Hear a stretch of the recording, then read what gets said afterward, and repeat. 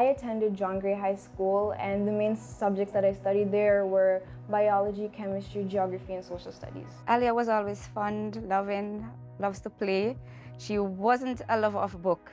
Whenever like from preschool, whenever she comes home, when it's come to book, she cries. Like neighbors would actually hear Aliyah crying, don't want to read, don't want to take a book. But after actually going into primary school at Red Bay, there's where the whole changes with Aliyah. She would read and read and read. So I could always see the changes right there in primary school.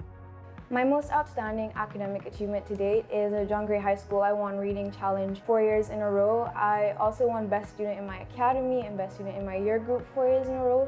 I was also John Gray High School's recent head girl, and I'm also the recent recipient of the Green Light Scholarship. I nominated Aliyah Myers for this award because of her resilience and her quest to achieve. Aliyah surpassed everything that you could ever imagine. Based on the challenges she faced, her mom and dad met in a very serious accident.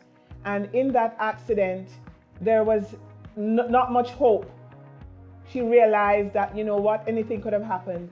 During the treatment at the hospital and before they were actually airlifted out of here to Miami, Aliyah actually knelt down in the hospital and said, "This will not stop me from focusing on my education goals. The Lord will guide and He will protect them and they will be okay."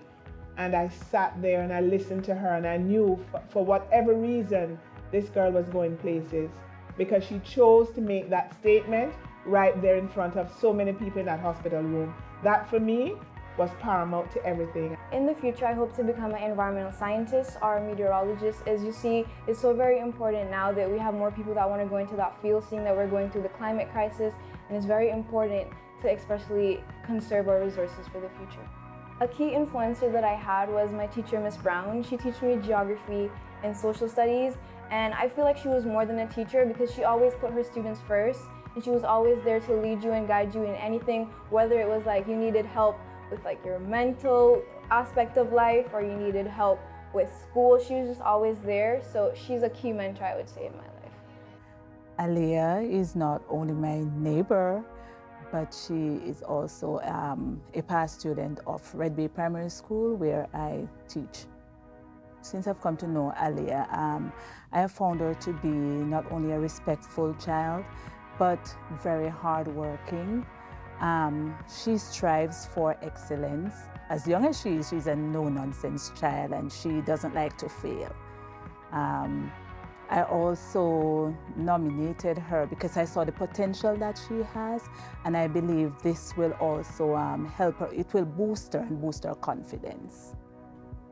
It feels, I don't really think there's even words to describe it, because you always pass on the road and you see these students on the billboard, and it's just something that's inspiring, like, oh, I want to be up there one day. But when you actually get it, I feel like there's no words to describe it, but I guess I just feel elated.